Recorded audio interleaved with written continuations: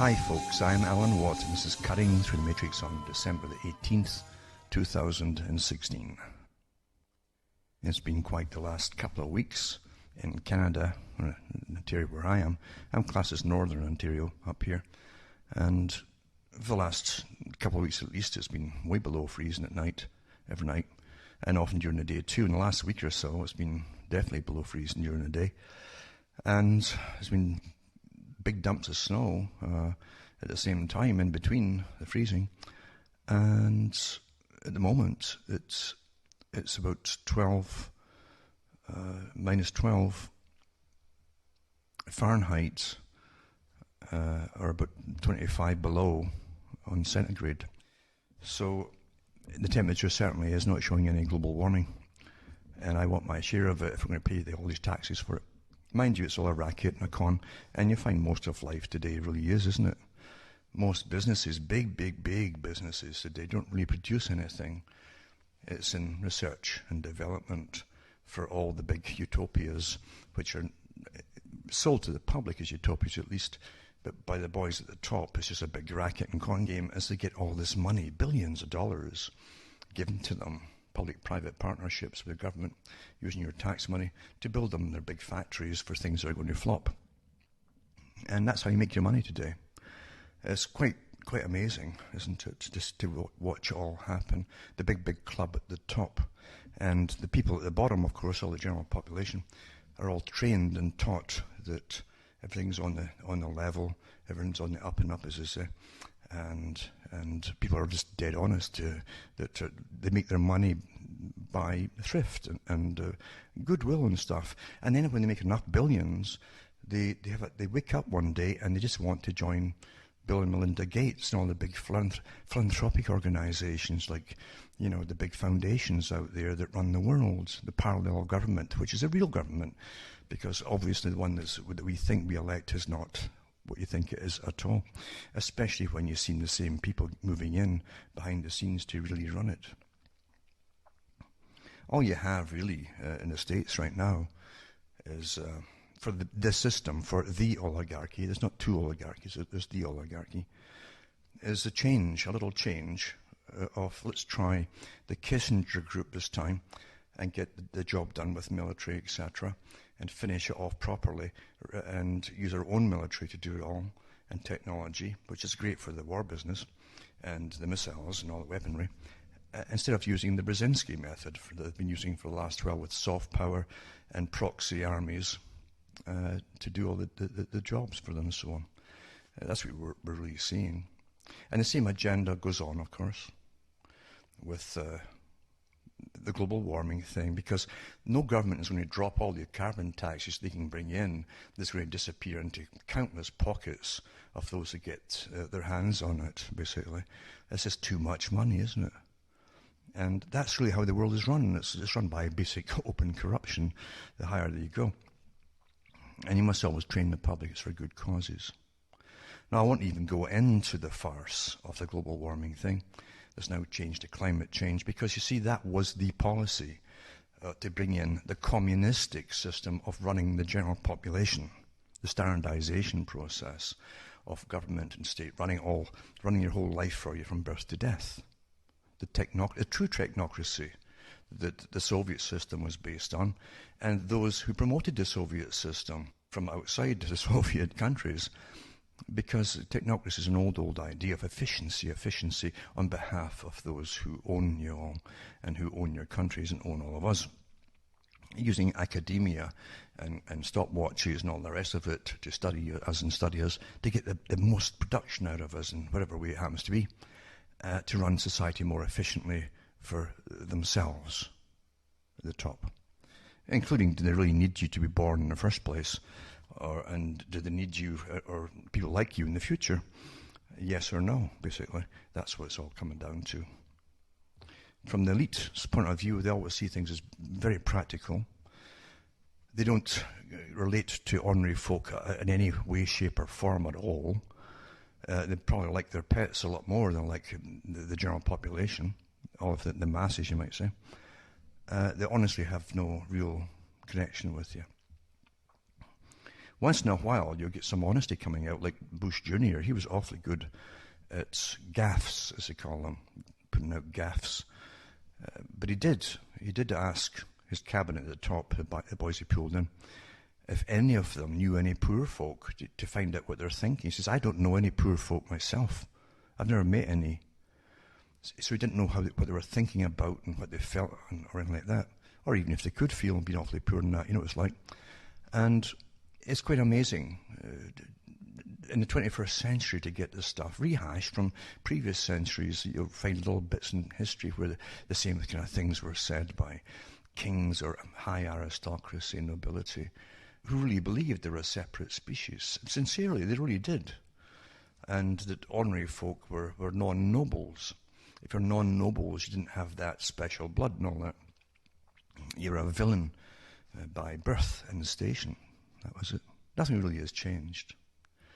Humanity can pretty well disgust you, unfortunately, because it tends to remain the same in that you'll always have those who gather round kings and queens and power, the lesser psychopaths, you see.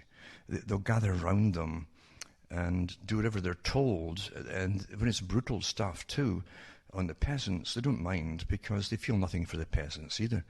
So they tend to breed, and you get a class that eventually becomes the nobility and aristocracy around the kings and queens and all the rest of it. Today it's academia and those who belong to the big high families which now cloak themselves in philanthropic good works.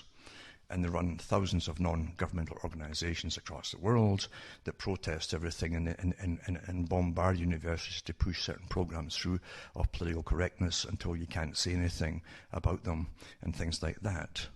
It's a really perfectly worked out system. Nothing is by happenstance in this system. Nothing.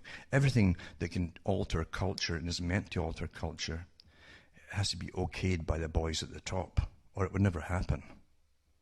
So even when it seems insane was getting pushed in a certain area to the general population, there's always a reason for it by the big boys that work for the even bigger boys and around the think tanks and so on. It's always really been like that. And now we're in the scientific age. Well, where if it's not science, it's magic. You know, they keep creating money out of thin air, and that's good enough too. The unlimited financing and tax collection to get more folk to work and study the general population to find ways of improving it even better, make it more efficient for the future for those who rule. Those who rule only see themselves in the future. Everybody else is kind of incidental. We're all the little people that are meant to be around just to serve them, to grow the food and so on. And when you don't need all these people in farming and etc., then you've got to eliminate them. That's how they see it. Quite a simple decision to make for them. And the key too is to create consent. You must train the public to consent to being eliminated. And you do that by training them that there's too many of them and getting them to believe it. You never say there's too many of the elite and wealthy or the academia that are behind it all and pushing it all on you. It's always you lot that's the problem. And do the right thing, for goodness sake, and put your name on a list for early retirement, permanent retirement, if you know what I mean. That's what they really mean. And the euthanasia pill is only one part towards that. They don't give a darn if you suffer or not at the bottom. You won't get the treatments to give themselves near the top for chronic pains and chronic arthritis and things. They don't get these problems at the very top. You might notice that. But for you, they give you euthanasia pills. That's the system in which you really live. Power has a lot of bonuses. And as you get up the ladder, you get great bonuses that the general public don't even know exist. Even food that is truly organic and is grown either underground, hydroponically, or is grown in the big, massive domes I've mentioned over the years from, again, the newspapers in different countries, where everybody who works inside them to grow the foods wears basically the same outfits they do in surgery. Bacteria can't get in, bugs can't get in. all the other things, mold can't take hold there. The water supply is from deep wells. They're highly filtered and then refiltered before they're used inside these massive domes. Well, if you can get a ration card to that, a withdrawal card for that, let me know. Because so far, I know they exist since they published them, and they even have newspaper articles about them. But and politicians definitely get drawing rights from them, but never tell the public how you apply to get drawing rights. You see, that's the world in which we live, isn't it? This stuff that they eat doesn't even get the spray from all the contaminants from the aerial spraying that goes on. They've thought of everything, haven't they? Now, getting back to the weather idea, that was what they hit on at the Club of Rome, which was given the task of finding a good reason to put it across in the public to depopulate and to get more control over them, get them to give up more rights. So they hit upon the idea that mankind was causing all the world's problems with climate change, global warming, all that kind of stuff. It would cause food scarcity. It would cause all the different terrible things that would happen. The same stuff, of course, all the same list of things that they'd pushed back in the 1920s and 30s when they first came out with the whole idea, there'd be too much peasants eventually in the future eating all the resources up and using things up that really is rightfully ours. And that was what the elite were prattling about then. Now it's the same list, actually, only you're causing the shortages. That's what they're telling you, that you're going to cause the shortages. Nothing to do with the fact that most of your farming today has been put under the kaputs by government legislation over many years, deliberately. Even during World War II, for instance, or even before World War II, if you read the old documentation on it, or watch the old documentaries that were done shortly after World War II, Britain had to import almost all the food stuff into the country, even at the beginning of the war. They'd so decimated farming from World War I. They'd also decimated so many of the youngsters that were going to grow up and go into the farming industry. They went off to fight instead for ridiculous wars. What they did find out is that, they'd have to improve this world empire idea of free trade, ruled by the global oligarchs. They'd own all the big, massive farming across the world, and then they could then divert food into any area or country that they wanted to in the future. And that's all a big part of the free trade idea. You find in the 1800s, you had the Corn Laws, things like that, where Lord Rothschild had them repealed in Britain, so they could dump cheap foreign grain, that was free trade, across the British countryside, put the local farmers under, and then they and their families were forced to go into the newly opened up factory cities and towns for the Industrial Revolution. Everything has got a reason behind it, and rich men sit and plot the future out all the time. They really do. To them, it's a natural thing to do, and there's no laws against it. How do you get up there? How do you get power? How do you always eliminate competition and take over? And then once you eliminate competition, you make sure that all raw resources for a thing, whatever you're making, you own as well. That's what they call cornering the entire market. There's no competition. The same thing goes with food, and so you create about 5 agri-food businesses that really have the same shareholders owning all the shares. So it's really one big corporation. And you give it all the special deals across the planet under the guise of free trade. The taxpayer funds them into existence. They fund the opening up all through Latin America of big agriculture by these businesses, and then they import the stuff into the country. And what they import can be even more toxic than the stuff they're allowed to use in your own countries by the chemical industries, because they have different laws set up, and they make sure these laws are set up differently to allow them to use even more toxic stuff on the food that they're going to import. Nothing happens by chance. People are not stupid and just, we didn't realize this was going to kill so many folk off with cancers, etc. Of course they're not stupid. And of course, it's not just the pure greed factor. There's always multiple reasons. to be, and multiple things to be gained for those who own you and rule over you. The future's planned. What we're living through today, and all of it today, was planned before we were born, that section of it. Many of the big planners wrote books about it and all belonged to the Trilateral Commission, Council on Foreign Relations, and before that, all the other vague names they would give so the public wouldn't know who they were. The ones who ran the British Empire were the Lord Alfred Milner Group.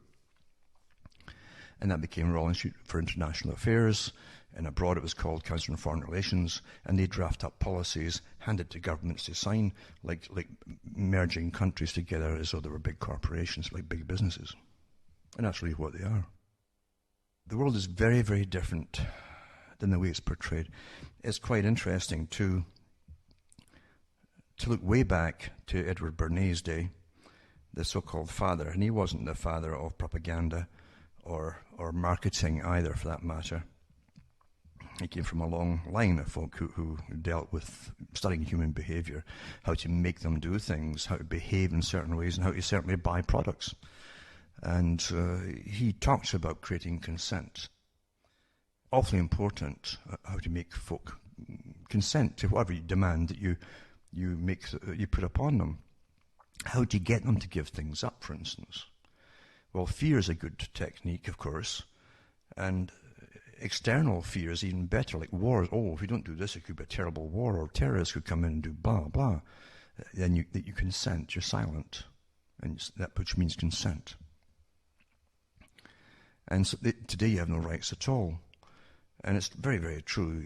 If you were to step outside the box and even make some very honest inquiries to certain government committees, you will definitely get visits. And it might even frighten you with the type of visit you get, though you're some kind of suspect just for asking questions. That's not allowed in this day and age. For all your nonsense about freedoms, it simply doesn't exist.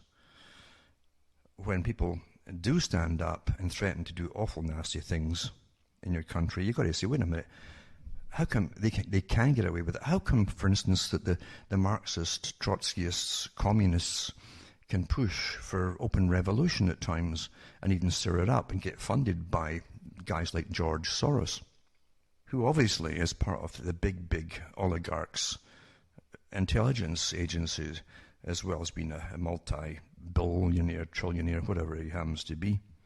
The guy that I've mentioned before, now other hosts are picking it up and mentioning it too, they've even kind of quietly and tongue-in-cheek named movies after, like Quantum of Solace, the James Bond one, where a philanthropist was taking over the world's water supply and even getting massive donations from rich folk to come in it. And again, too, they would get a kickback on returns, just like any investment, under the guise of helping the poor, as they took over the water supply of all Latin America and places like that.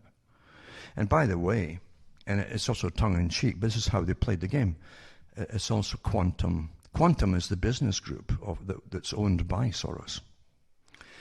And his helicopters and everything else and his jets are called Quantum. And so you have Quantum of Soros. Quantum of Soros. The big philanthropy, they call it, too.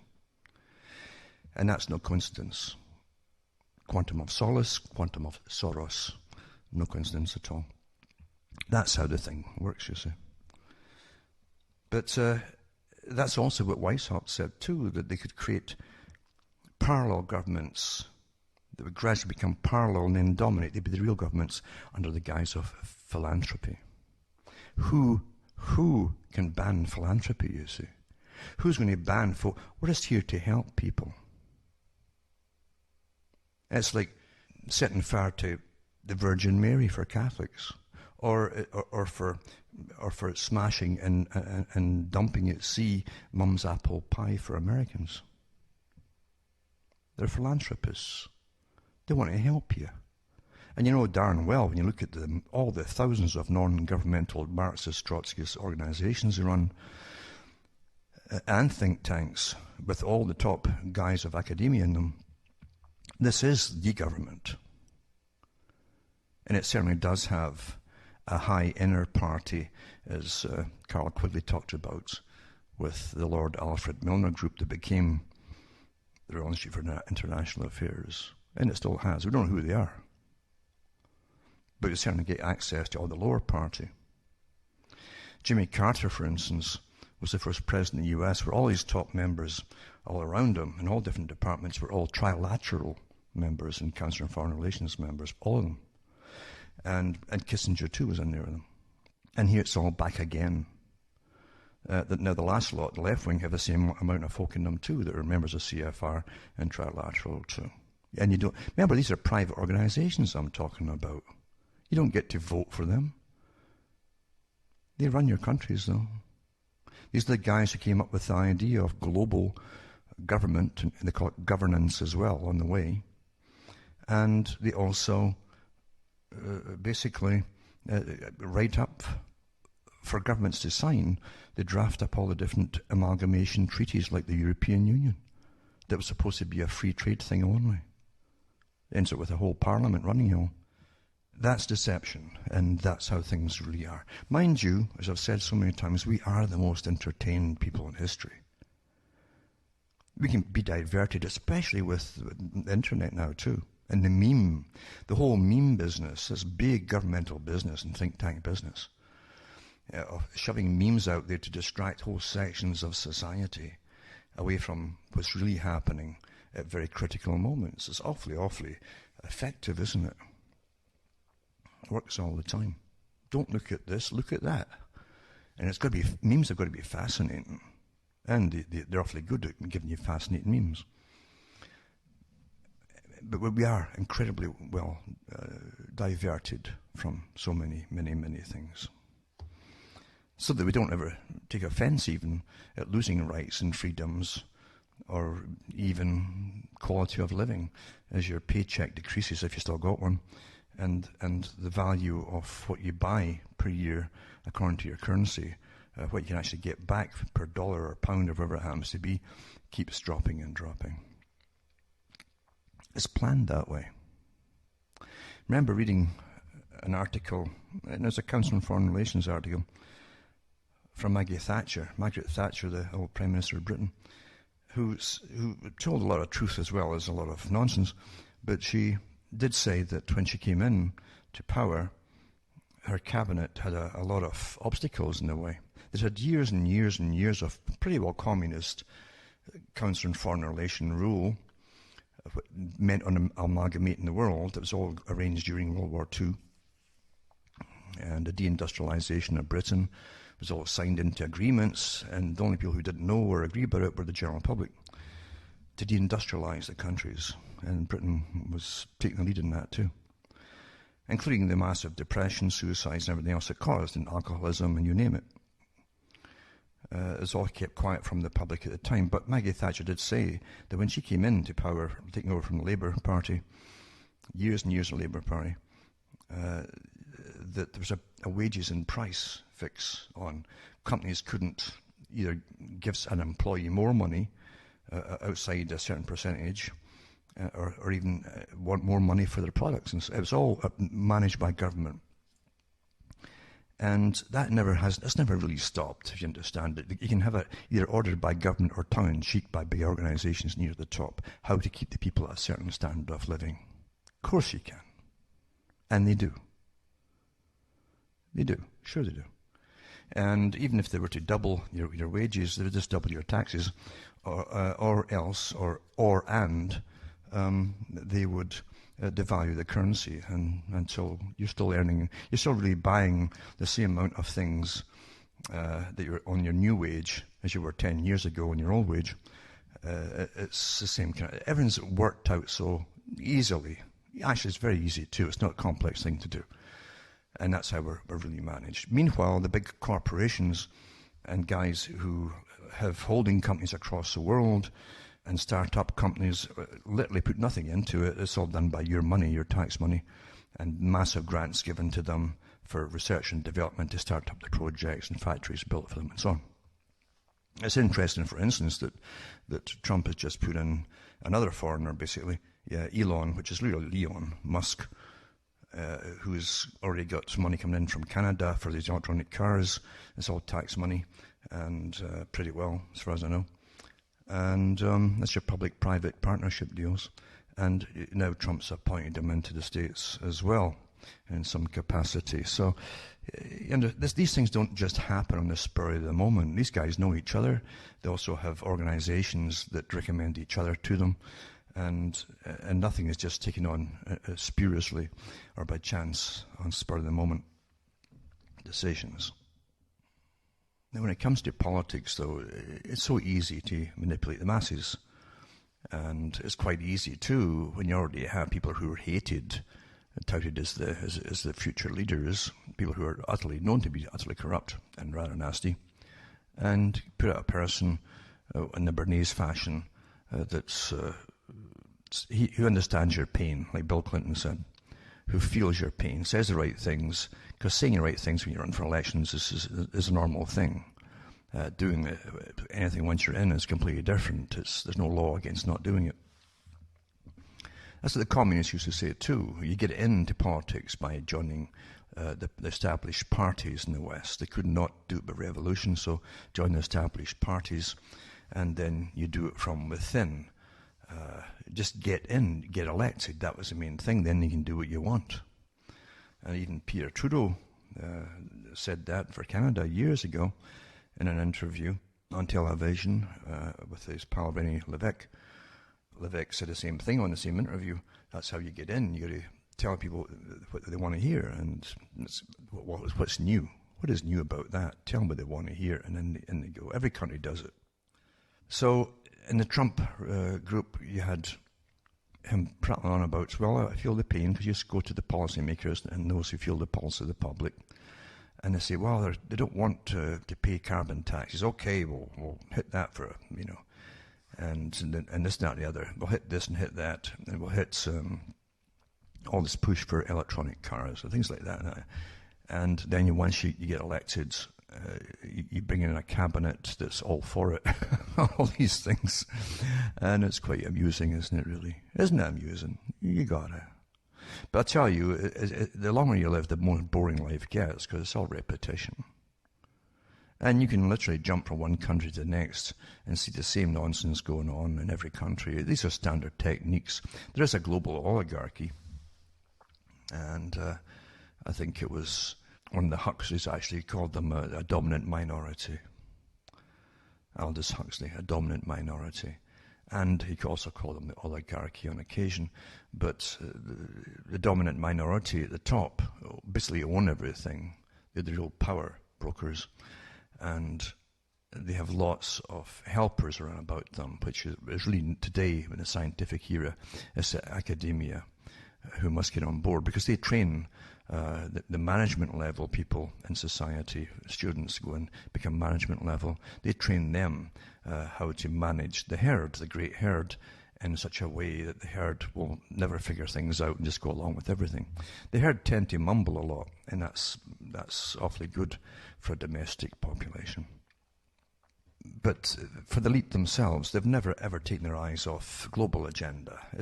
Nothing is going to phase it. And all their big agendas with carbon taxes and electric cars for the Musks of the world, people like that, it's not going to change. And going into the big cities to get rid of folk in the countryside, that's not going to change either. Nothing ever really does, is it? And there's one article here, for instance, and it says Trump names Exxon Mobil chief Rex Tillerson Secretary of State. And it goes into the accomplishments of Tillerson and all that. It says he's an embodiment of the American dream, another fiction. Through hard work, dedication, and smart deal-making, yeah, that's all it took, Rex rose through the ranks to become CEO of ExxonMobil, one of the world's largest, most respected companies. And it gives you what they declare that they make every year. $350 billion company, how many folk they hire and who runs it. Anyway, he says he came from the nowhere with former Governor Mitt Romney. Now, Mitt Romney, I don't know if people know that, Mitt Romney's family were heavily involved with alternate broadcasting on shortwave radio for years, still do, coast-to-coast ideas, like all the different chains of radio stations. And he also was into neocon thing too, involved in various forms of government as well. You might say that the family information, remember, is awfully important to those who run the world. So anyway, Mitt Romney's in there. Former Ford CEO Alan Mulally, former CIA Director David Petraeus, and the Senate and Foreign Relations Committee Chairman Bob Corker, former UN Ambassador John Bolton, and California Congressman Dana Rohrabacher, all ahead of him on Trump's shortlist. But in November, the Secretary of State Condoleezza Rice under George Bush visited the Trump Tower and urged the president-elect to consider seriously the ExxonMobil CEO, Robert Gates, former Secretary of Defense under George Bush, seconded Rice's motion, and so on. So, it says Trump's selection surprised David Murdoch, former Director of International Economic Affairs and President Obama's National Security Council, and Tillerson's nomination ironically continues something that really started in the Clinton State Department, economic statecraft. The fact is that the US CEOs have been some of our best diplomats overseas. Tillerson, if confirmed by the Senate, which could be problematic thanks to his close ties to Russia dating back to the 1990s under Boris Yeltsin, would face a myriad of issues. And then I tell you some of the myriad of issues. Well, the Iran nuclear deal. Well, we know that Trump promised one of the big meetings he had, and so did Hillary. They both went to in front of a group to what to do with the remaining countries in the Middle East. And Trump did promise to take out or finish off Iran, basically. And we've got to remember, too, the neocons couldn't get back in under any other name, as I've said before, because they were so hated by the time they were out, and folk knew what they were all up to, and yada yada. And they knew about their list they published in the 90s under the Project for a New American Century, with all the countries listed on it they wanted taken out by the military. And the public, and the American public, couldn't figure out why. What have these countries ever done to you? Well, it wasn't really you. But that's what happened. We know where all that went and how much it's cost, and it's all going on. Well, you just sneak them back in again with the same agenda to get it finished off. And I remember, too, there's another 20-odd countries altogether across Africa and different places to be taken out, too. Anyway, it says, he goes into the social issues. Tillerson holds position that remain controversial, active in Boy Scouts since he became an EO Scout. Tillerson serves president of the Boy Scouts of America and took a pivotal role in changing the group's stance on homosexuality with the left-wing Center for Strategic and International Studies, where he serves as a trustee. See, it's all these other organizations, the Center for Strategic and International Studies, etc., these other big think tanks and policy groups. You don't like them, you remember. Although not a member of the International Council on Foreign Relations, well, you can't, when you get elected, you must always put it to the side and discount yourself until you're out of politics. So this is a common thing, folks. He expresses support for that group's agenda. Of course he does. Well, how would he know what that group's agenda is unless he's either been one or he is one, or he's a sleeper. He's been told just to go to sleep for a while when he's in politics and pretend he doesn't know them. He certainly knows their agenda. Do you know their agenda? Do you vote for them? Of course you don't vote for them. They're a private group.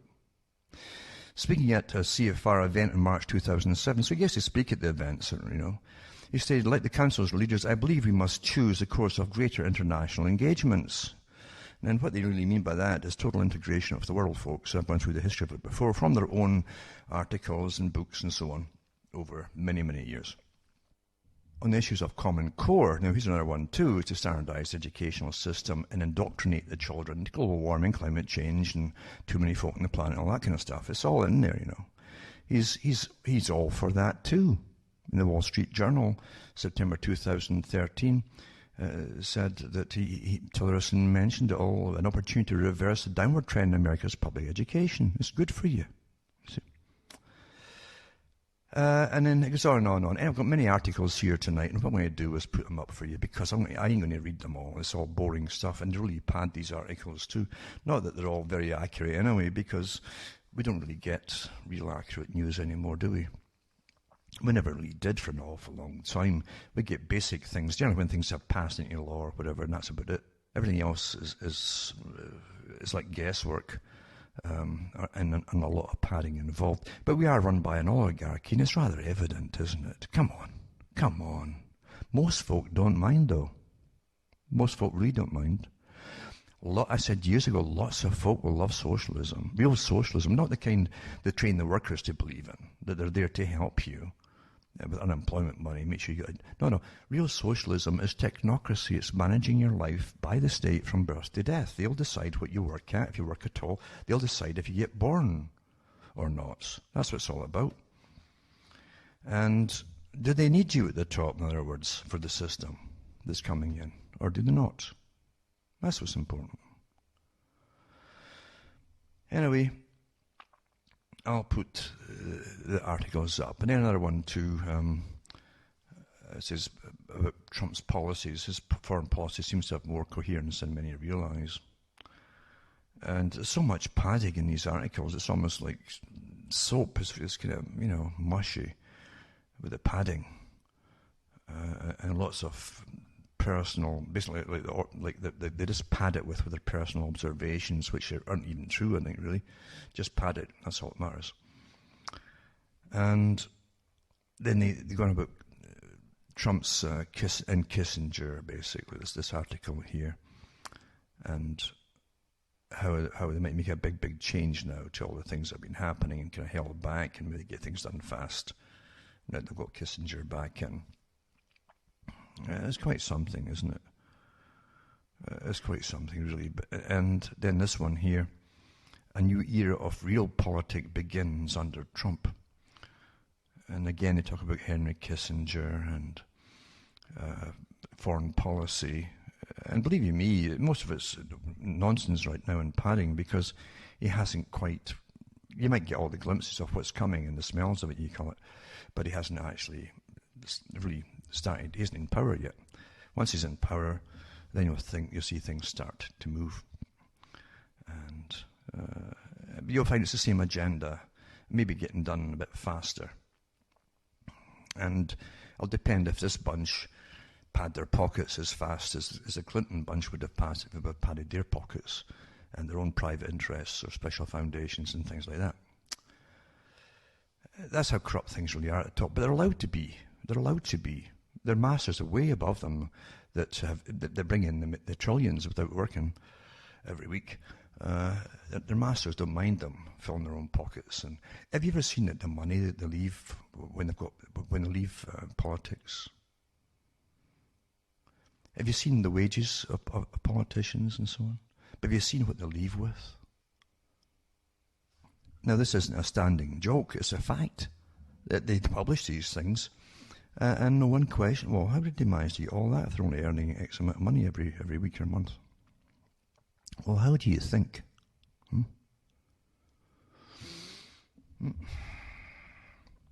Anyway, this article here, as I say, is really pushing up Kissinger again, a champion of dialogue and accommodation with Russian leader Vladimir Putin.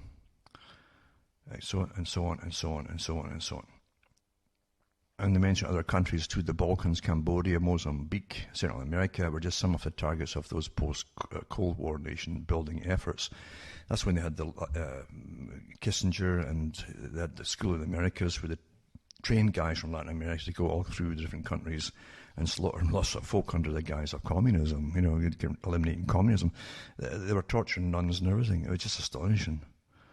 But again, they're back, because the old movie says they're back, and it doesn't matter, because their bunch would have to have done it too, and they're more of a quieter way to do it, maybe, who knows. Because, as I say, they all serve the same oligarchs who literally get rid of them awfully fast if they don't get things done. And it's rather awful, these articles, as I say. We don't really get such great information at all. Centre for International Governance Innovation, that's CG. I've mentioned this before. It's an independent, non-partisan think tank. It's non-partisan. It's just like a hobby group, right? Like the Council on Foreign, just hobbies. Non-partisan think tank on global governance. Don't you have them in your own street, guys, that say, well, let's get a wee think tank going here to pass the time. We could play cards or maybe even play chess if you got the brains for it. Or we could start a little think tank on global governance, just to pass the time. Anyway, CG supports research, forms networks, there you go again, advocates policy debate, and generates ideas for multilateral governance improvements. CG's interdisciplinary work includes collaboration with policy, business, and academic communities around the world. Just a wee private thing. It's just one of these private things. And now let's look at this little private club here. And it says here, so it was formed in 2001 by Jim Balsillie, CEO of Research in Motion, BlackBerry. Balsillie made an initial donation, for this little club, $20 million, to establish the New Economy Institute, renamed CG in 2002, with Mike Lazardis, his then co-CEO at RIM, contributing an additional $10 million. See, you start your wee club and the money just rolls in. The combined $30 million in funds was matched by the Canadian government in 2003.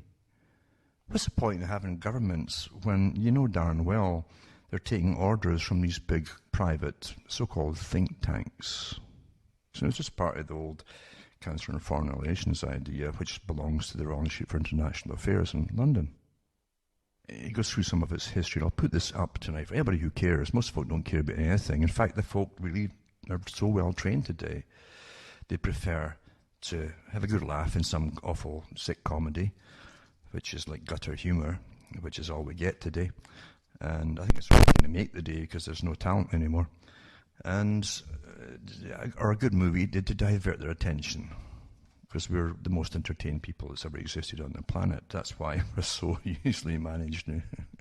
Isn't that true? Through anything, in fact, managed through anything. You'll see how these things connect with the other think tanks of the same, run by the same big octopus and so on. And then I'll put up one too, to do with indoctrination. It's always the same mantras. It's all your fault. There's too many of you in the world. We've got to manage you, blah, blah. And there's a cinema series they're bringing it called The Age of Consequences by CG, this private group, that gets paid by the government, by your tax money and everything else to brainwash you. Takes a new twist in climate change. There again, investigating the impacts of climate change, resource scarcity, migration and conflicts through the lens of US national security and global stability. The same all crisis things, resource scarcity, migration, conflicts, that would happen, you see, long before they hit on the idea with their Club of Rome idea to use global warming and the likes, and use the same things for that. Oh, you have resource scarcity, though you have famines and earthquake. Oh, it's the same thing, all the same problems. Only they're using the climate change agenda to basically manage it all. But it's the whole idea. Never mind climate change. Just throw climate change out the window. You get books from the 20s and before, in fact, where they talked about there'll be too many people, of them in the future, and there'll be resource scarcity, and they might want to migrate to better countries and cause overpopulation there, and have conflict for folk who don't have enough resources. That was before they came up with the idea of using the weather as the excuse for it all. But they've just tacked it all onto the weather problem. That's the whole point of the weather nonsense.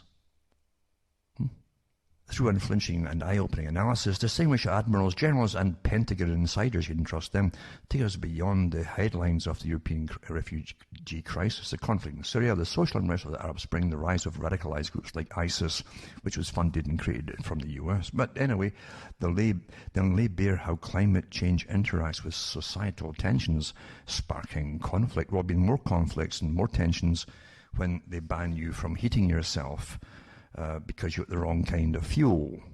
And that's coming very shortly. They're already implementing all here in different parts of Canada. So you can legally starve to death if you have no kind of food, something here in Canada. You can legally freeze to death by obeying the law, just like you do in England, where thousands die in their homes every year now, and it's quite normal. As they train more and more folk to go to say, well, what can we do? All we got is wood here, or coal. Can't burn coal now. I guess we just have to freeze to death, Martha. Okay. Yeah. Mm-hmm. Sad, eh? But that's what's happening, isn't it?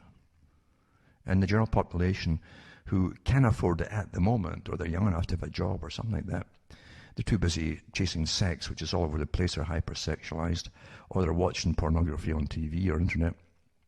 And they don't care what's happening around them at that age, you see. Every age group's catered to so darn well. We're the most studied species on the planet. We truly are. Another article, 2 global warming theories implode with record high sea ice levels. And scientists have confirmed that sea ice levels across Antarctica have reached a record high since records began, bringing the man-made global warming theory into disrepute. Well, as I say, it's only an excuse to get all the things through that they want through. I've read all the articles before from even members of Parliament in Canada who said that even if all the so-called scientific studies are all bogus, the carbon taxes and the money they can bring in from it all, well, it can be spread across the world. That's what they said, but didn't say that they'd be spreading it to other big corporation boys to set up their cheap factories and to get cheap labour in third world countries. And carbon tax revenue should go to the oil industry, says CAP, C-A-P-P. That's the Association of Petroleum Producers. And it wants to go to more technology and innovation so they can hand out to other guys like, no doubt like Elon, which is Elon Musk. Things like that. And you think you've got democracy, don't you? Don't you? You do now. Come on, don't kid me. You do. You believe it, don't you? This one here says, Northwest braces for polar plunge as temperatures expect to fall 35 degrees below average. That's because of global warming. You know that. I mean, for goodness sake. Yep. It's always the same reason it's happening. The boys at the top tell you. It's good enough for Joe Public, isn't it? And also, what's up with that? The world's most viewed site, etc. on so-called global warming. And it says, despite denial, the data shows global temperatures are dropping fast. And then another article too, from the Climate Depot, Antarctic sea ice has not shrunk in 100 years. In fact, they say that but land-based ice is expanding according to NASA studies. But facts don't really matter, and you see when there's big agendas at play. That's when you know, and I really mean this, you'll know when they won't listen to any kind of other evidence or logic and facts from their own institutions. You tell there's a big political agenda through, obviously, isn't there? And it's for total control of the whole planet, population control big time, and also for monopolies, companies, the ones who are allowed to sell you energy to heat yourself and all the rest of it, to prosper and eliminate all the competition. There are so many reasons for things, and big reasons on these kind of scales. It's always pushed through politics, and governments are always done for scams, for big, wealthy people, way above the ones you'll ever see in the newspaper. And you certainly don't vote them in. It's quite wonderful, isn't it? Remember, too, as I've said before, there are many names, many names before they had technocracy as well, for managing the planet efficiently. Everything had to be done efficiently. In the time and motions, people going to factories and run things efficiently. And eventually they even bring them into maternity wards and how to efficiently manage to pump oxytocin in and plan the pregnancies, births, the births of children, like a factory timetable. Everything has to be efficient. The folk that talk are really just wonderful in company, as they prattle off statistics to you, awfully efficient, but they really have no personalities of their own. However, they're only working for the guys way above them who own us all and the resources of the world and plan an awfully good future for themselves and their own generations for many centuries to come. Nothing really changes. But we might get some entertainment here and there that's a bit better than normal. I don't know. It's been awfully bad for a long time. And Hollywood isn't churning out enough right now, it seems, to keep us all entertained. Mind you, I don't watch TV, I never have for many years. And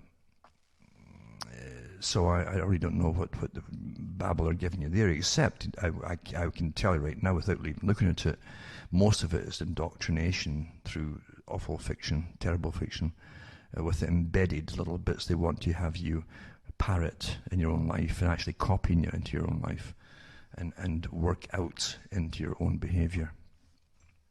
That's all it's really for. But it's true. It is so true. There's never been a time in history where so many people across the planet have been so distracted by awful entertainment, memes that are put out there by very good military-type think tanks with military strategies, in fact, to have the desired effect, and to have so many folk fall for it all and run with it and even fight with each other like crazy. It's quite effective because, as I say, we are the most studied species on the planet. And then we get into the UN, United Nations Internet Summit, run by Beijing, pushes global governance, says here. Now, the United Nations naturally has this Internet Governance Forum, IGF, which went in Mexico last week. And then they ended up with calls for greater international controls and more global governance of the World Wide Web. Another key item on the agenda was exploiting the internet to promote the United Nations' deeply controversial Agenda 2030. That must have getting rid of all of you. Sustainable Development Goals, SDGs, essentially a United Nations roadmap towards global totalitarianism that Beijing played a crucial role in developing. And it has here, indeed amongst other troubling topics, speakers and panelists at the United Nations Internet Governance Confab explored topics such as dealing with radicalized expression, whatever that is. In other words, anything that want to be radicalized expression or claim is that's what it is, they'll be labeled as such. It says, according to an official summary document of the confab, by radicalized expression, the globalists in UN are referring to conservative viewpoints, anti-UN sentiment, support for traditional values, nationalist or anti-globalist expression, and more. Another subject discussed at the IGF was the importance of addressing online abuse, an increasingly transparent ploy intending to justify online censorship. I think actually most news is abuse because it really is abusive to have the lies put out there by mainstream that claims that this is actually news. It's quite something, isn't it? And it has been for an awful long time. Information is always used for controlling people, not to let them have informed choices on anything at all. It says, officially the UN summit focused on internet and sustainable development, access and diversity, youth and gender challenges. Listen, everything's, well, what can you say? They change everything off from actual freedoms and income and all the rest of it into you're free if you can choose what you want to do sexually in a whole bunch of different areas. That's the new freedom. Poverty is out the window now. Just don't talk about it anymore. If you can do all the kind of things with your joystick, then you're obviously free. I'm not kidding you, this is what think tanks came up with. The new causes, they're also giving you new causes. And the old ones are never mentioned anymore. Have you noticed that? Like hunger, starvation, war. Translating the UN's misleading terminology, though, reveals a deeply controversial agenda to assault online and offline freedom worldwide. Consider, for example, that by sustainable development, the UN is referring to massive government controls over the economy, reducing the human population, assaulting private property ownership, redistributing wealth from what remains of the Western middle class to third world dictators, and more. This has been made clear even by top UN officials, and it really has. And the links are on this too, so you can actually read up what the UN officials are on about, what they're talking about, if you even care. You understand, most folk don't care today.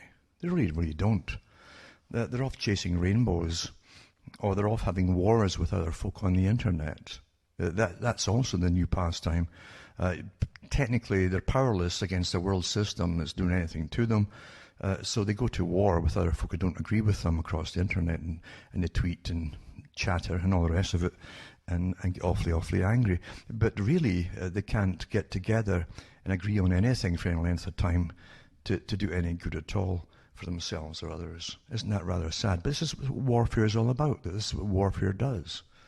This is information warfare and propaganda warfares and things like that. This article goes on to list a lot of other complaints about the United Nations, how it criminalizes free speech, destroying different rights and regulating private schools and so on, and promoting UN dogma as propaganda through schools, etc. It says, but at least at one point, though, the UN used almost honest verbiage. By capacity building for internet governance, The United Nations means exactly what this sounds like. It means enhancing the ability of governments, dictators, and the array of international outfits they create, such as the UN, to impose rules, regulations, restrictions, censorship, and taxes on the internet. This has been the direction and the goal for many years now. And I'll put this link up too, so you can have a look at what they mean by all of that, to show from their own horse's mouth that they're actually up to all this kind of stuff. Amongst the totalitarian dictatorships that were allowed to organize open forums at the IGF summit were the mass murdering regimes enslaving China and Cuba, both of which operate Orwellian censorship regimes to prevent their victims from accessing information. Other such sessions for governments and the globalist bureaucracies were organized by the unelected technocratic European Union Commission and the African Union. The latter is a dictator-dominated EU-style transnational regime being imposed on Africans, with virtually all funding coming from the European Union, the US government, and the communist Chinese dictatorship. Various scandal-plagued UN outfits such as UNESCO and WIPO, and more also organized events. Now,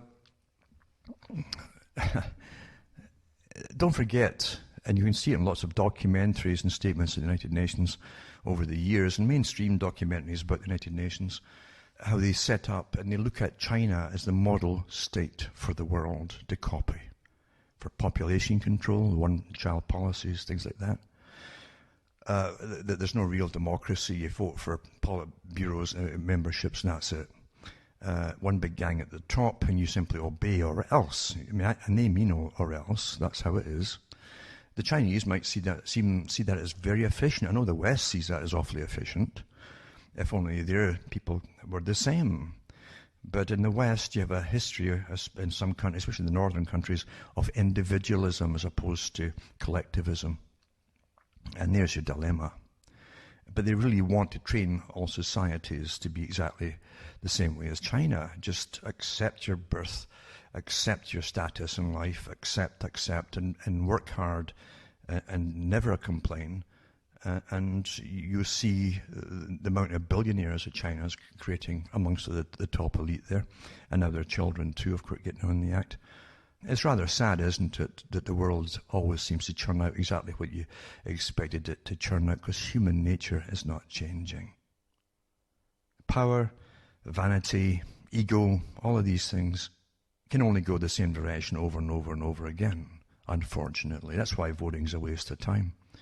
In a system based on those who either have all the money, create what's called money, decide what money is and what it's worth, and have the right to distribute it, and those who don't, all the people down below. You'll always get those who earn it getting all the accolades, and those below who earn it too and get very little of it, as having no worth at all, except the fact they can churn out whatever it is they churn out for their masters. Human nature is pretty disgusting, isn't it? Really. It's just too obviously controlled. It's the worst of it's too obviously exploited all the time by those in power. And we're always fooled and conned by their think tanks and those in academia and all the different behaviorists and scientists that work to keep us dumb and pretty stupid, preoccupied and fighting with each other. Well, it's going to hit about 30, below 30 centigrade tonight, minus 22, whatever it is, in Fahrenheit at the moment, or it was a little while ago.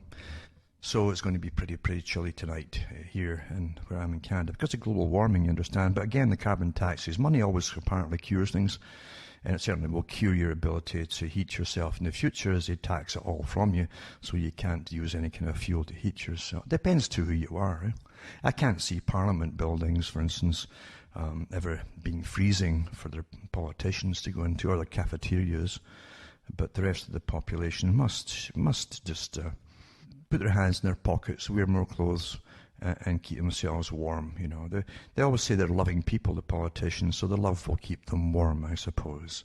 For the rest of us, I guess we just have to chitter and stand around like penguins and learn to use little energy as we try to heat ourselves with shivering, because that's what shivering's for. So from myself, Alan Watt from Ontario, Canada, a very, very cold one, it's good night to me, your God, or your gods go with you.